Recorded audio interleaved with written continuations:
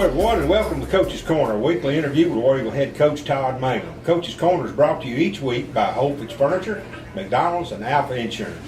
Coach, I'm glad we get to see you for one more week. That's it, another week. We're here. Well, it's always good to survive, and survive is something we did quite well Friday night. The War Eagles opened the 5A playoffs, hosting the Fighting Gators of Goshen. The War Eagles put up 17 points in the first quarter, scored in all four quarters to take a 57-7 win. Yeah, it was a great way to open up the playoffs with a big win. Great way to open up the game by scoring on the first offensive snap of the game, and that kind of set the tone for us, during the rest of the night. But great way to open up the playoffs with a big win. Coach, your War Eagle offense took control early for a second week in a row. David Hodo was 7 of 10, no interceptions, 164 yards, 4 touchdowns. A big night for that youngster. And with Coach Bud Blackage's offense, they amassed 290 yards on the ground and another 189 in the air. 470 yards total is a pretty good night. Yeah, it is. Anytime you have over 400 yards is great, and 30 yards shy of 500 yards was really, really good for us. And having almost 300 yards on the ground is always a good thing. And David had a good night throwing the football there, being 7 of 10 and 4 touchdown passes. Good night for offense. Always proud to see those big numbers. Coach, defense held Goshen to 25 rushing attempts. They made 25 rushing attempts, held them 67 yards rushing and only 65 yards in the air.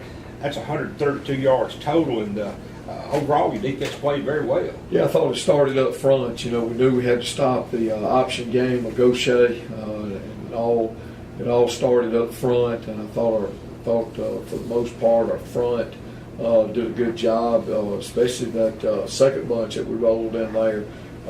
Really did well early and got a lot of quality snaps there, and holding a team under 100 yards rushing and 100 yards passing. I don't care who you play, and is good. We're proud of that, and proud that those guys were able to get the numbers that they did. Well, Coach, the second half we saw lots of substitutions on both sides of the football, and this was probably the last chance last week. I know you probably didn't expect it, but it most probably be the last chance for wholesale substitutions like that, because the road to Jackson just turned straight uphill. Yeah. We were able to get a lot of guys in, get a lot of guys some quality snaps, but the further you go, the tougher it gets. But we were able to get some guys some game experience, and you never do know. One player is one play away from instead of being a backup, being a starter. So it's always good to be able to get as many people as we can in the game. Well, Reggie Stewart played the entire second half last week, and we threw the football one time. He threw a touchdown pass, so that's not too bad. You come in and throw one pass and throw it for a touchdown. No, it's kind of like a sniper's motto: one shot, one kill, one pass, one score, one touchdown. That was good that we were able to do that. Well, and two, defensively, our stats were scattered out enough last week that we didn't have anybody really just jump ahead of anybody else as far as tackles or whatever. I mean, all you guys got in on the game last week. Yeah, we did, and kind of spread the wealth there a little bit as far as those tackles and all were concerned, and just glad to see those guys get in there and play hard no matter what the score is. Well, Region 3 5A fared pretty well last week. We took 3 out of 4 games, and Pascagoula, the number 1 seed, went down to Brookhaven. So it just demonstrates what you've said all along, is our region's a pretty tough region. Well, there's no doubt about it. I mean, you look at it, three of the 4 teams that's left in the South in 5A are all from Region 3, and we knew that going in, and it was not surprising that Brookhaven went and got a win at Pascagoula. One thing about Brookhaven right now, they're a healthy football team. They got the quarterback back well, and got some guys that were injured early that's back healthy now, and it's it's really made a big difference for them. And you know, Laurel going into double overtime with Stone County, you know, a big win for them. And you know, West had a hard time at Picayune. They went down there and they turned the ball over and they gave up some big plays. And it's kind of like Coach Pearson said. I read in his interview, it just wasn't their night. And you have nights like that, but you know, it's you know, Region 3 5A is what it is, and it's the toughest of the two in the South. Coach, we appreciate those comments. Folks, we'll be back in a moment after hearing from the fine sponsors to bring you Coach's Corner. Go hard, up, go home, go hard, up, go home, go hard, up, go home, go hard, up, go home, let's go, let's go. We're back with the second half of Coach's Corner.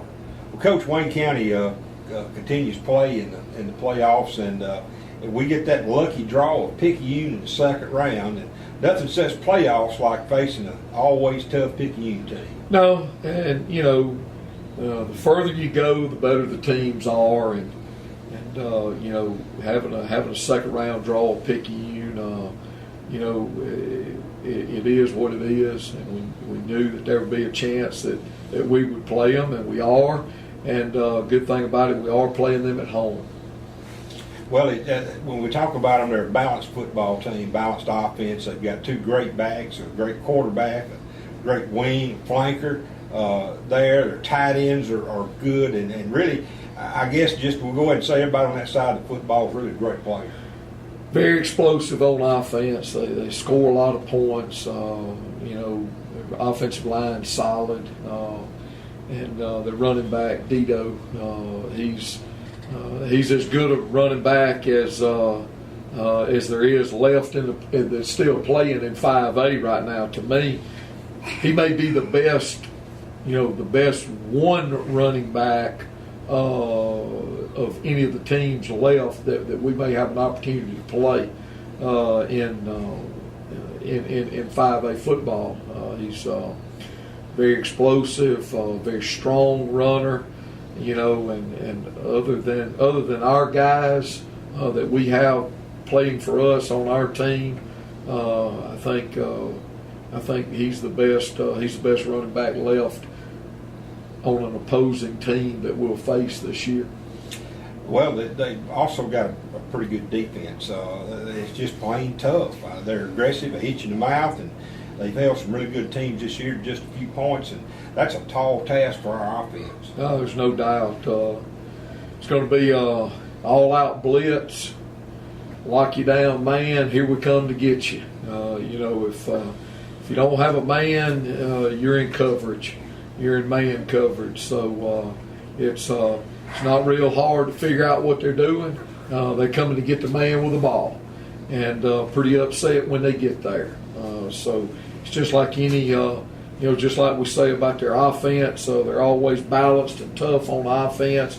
They're always aggressive and play hard on defense. Well, Coach, I don't think there's any doubt they're going to be the best 5A team that we've faced. And, of course, I know that puts them ahead of Laurel and West and some of the other folks we didn't get a chance to play this year, like Pascagoula. But when you look at them on film, it's hard to find a weakness in what they do. And you know, we don't win Friday night, well, it's going to be where the winner gets to play for South State and the loser gets to watch. Yeah, it will. And you know, for this game, Kenny, I really feel like this game is just a prelude to the South State Championship. I really do. You know, this will be two really good football teams that's going to play on Friday night in Wayne County and Picayune. And you know, it to me, a South State championship, even a state championship game, I think you have the makings for that tonight, because it's a really good Picayune football team, and I think we're a pretty good football team too. Well, it ought to be an interesting game to watch, and with all the things that the elements that combine here for these two teams to make them both successful, the fans really have no reason to stay home. I mean, this this is sort of ball game that when folks talk about, well, I want to go see a good game, this will be their opportunity. And with that game coming in, we need our fans here to make noise and kind of push our players. Well, there's no doubt about it. For the people that's having any doubts about where to go Friday night, War Eagle Stadium is the place to be. You're going to see some very, very talented football players on both teams on the field. You're going to see two teams that are very, very passionate about playing, two teams that have a tradition of winning. Two teams that's going to just really get after it and play a good football game, and I think that's what it'll be. That's what it'll be for us, on Friday night, and we need our fans there. We know the Picayune fans will be there to support their team. We need our fans here. We need that, as we talked about before, we need that 12th man. We need our fans here to support our team, and as we say all along, our players feed off that. And if you wonder where to be Friday night, War Eagle Stadium is a place to be, because it's got the makings of a really, really good football game coming up. Coach, as always, as we close out, we want to wish you good luck this week against the Maroon Tide of Picayune, and wish all the best when we get to do this again next week. Hope so. Folks, that'll bring to a close this week's Coach's Corner. Tune in each Thursday afternoon at 4:30 p.m. and then again on Friday evenings 30 minutes prior to kickoff. I want to thank our sponsors once again, Whole Fits Furniture, McDonald's, and Alpha Insurance. For Head Coach Todd Mangum, this is Kenny Odom. So long.